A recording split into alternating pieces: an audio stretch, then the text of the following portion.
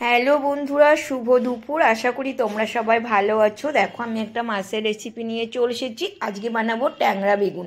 এটা তোমরা অনেকেই জানো, আমি ট্যাংরা মাছ খেতে ভীষণ ভালোবাসি। আসলে আমি মাছ খেতেই ভীষণ ভালোবাসি, আমি খুব মেছো।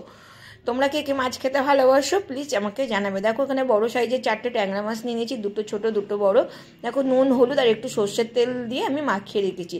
সর্ষের তেল দিয়ে মাখিয়ে রাখলে মাছগুলো ভাজার সময় ফাটে না। তাও আমি মাছটা ভাজার সময় না ভীষণ ভয় পাচ্ছিলাম। দেখো, একটু বেশি ভাজা হয়ে গেছে। আমি কিন্তু ঢাকা দিয়ে দিয়ে মাছটা ভেজে নিয়েছি। ওই তেলেই দেখো, একটা বেগুন নিয়ে নিয়েছি বড়ো সাইজের, লম্বা লম্বা টুকরো করে কেটে বেগুনটাতে আমি নুন হলুদ দিয়ে খুব হালকা কম আঁচে আমি ভেজে নেব। তোমরা চাইলে এই ঝোলটাতে কাঁচা বেগুনও দিতে পারো, আমার এটা পছন্দ তাই আমি দিয়েছি। তোমরা এইভাবে অনেকেই হয়তো বানিয়ে খাও। কে কে ট্যাংরা বেগুন খেতে ভালোবাসো বানিয়ে খাও, আমাকে জানাবে। মাছ আমার ভীষণ প্রিয়। তোমাদের কার কার মাছ খেতে ভীষণ প্রিয় ভালো লাগে আমাকে একটু জানিও। দেখো, ওই আর একটু কিছুটা সর্ষের তেল দিয়েছি। হ্যাঁ, এই রান্নাটা তোমরা সর্ষের তেলেই করবে। সর্ষের তেলে কিন্তু যে কোনো মাছের রান্না কিন্তু খেতে দারুণ হয়।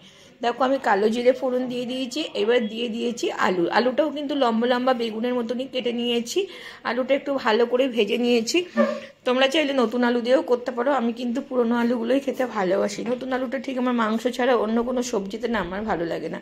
তোমরা কে কে নতুন আলু খেতে ভালোবাসো আমাকে জানাবে। দেখো, আমি একটু জিরের গুঁড়ো দিয়েছি আর কটা কাঁচা লঙ্কা দিয়েছি। এটা কিন্তু একটু ঝাল ঝাল হবে, মাছের ঝাল যেহেতু ঝালই হবে। দেখো, ভাজা হয়ে গেলে একটু কষিয়ে নিয়েছি, দিয়ে দিয়েছি সর্ষের জল। বেগুনের তরকারিতে একটু সর্ষে বাটা জল দিলে কিন্তু ভালো হয়। তোমরা কি দাও আমাকে জানাবে। দেখো, স্বাদ মতো নুন হলুদ দিয়ে দিয়েছি, চেরা কাঁচা লঙ্কা আরও কিছুটা দিয়েছি, বললাম এটা ঝাল ঝাল হলেই ভালো লাগবে। এবার আমি ঢাকা দিয়ে দেখো আলুটা সিদ্ধ করে নিয়েছি। ভালোভাবে ফুটিয়ে নেব। ঝোলটা যত ফুটবে তত ভালো লাগবে। তোমরা কে কে এইভাবে বানাও আমাকে জানাবে। দেখো, ঝোলটা ফুটে উঠলে আলুগুলো ভালো মতো সিদ্ধ হয়ে গেলে দিয়ে দেবো ভাজা বেগুনগুলো। বেগুন দিয়েও আর একটু কিছুক্ষণ ফুটিয়ে নেব, দিয়ে তারপর মাছগুলো দিয়ে দেবো। তোমরা কে কে ট্যাংরা মাছ খেতে ভালোবাসো আমাকে জানাবে একটু কমেন্ট করে। দেখো, মাছটা দিয়ে আরও আমি কিছুক্ষণ ঢাকা দিয়ে এটা একটু ফুটিয়ে নেবো, যাতে মাছের মধ্যে রসটা ঢোকে এবং খেতেও কিন্তু ভালো হবে। তোমরা এবার দিয়ে দিচ্ছি দেখো একটু স্বাদ মতো চিনি। মাছের ঝোল মানে একটু চিনি দিলে কিন্তু ব্যালেন্সটা ঠিক হয়। দেখো, আমার রান্নাটা কিন্তু অলরেডি কমপ্লিট। তোমরা কে কে এইভাবে বানাও আমাকে জানিও। গরম ভাতের সাথে এই শীতকালে ট্যাংরা বেগুন কিন্তু একদম জমে যাবে। আর হ্যাঁ, এটা কিন্তু একদম দেশি ট্যাংরা, নদীর ট্যাংরা নয় কিন্তু। এগুলো হচ্ছে নদীর ট্যাংরা নয়, পুকুরের ট্যাংরা। লাস্টে দিয়ে দিয়েছি দেখো আমি এখানে ধনেপাতা।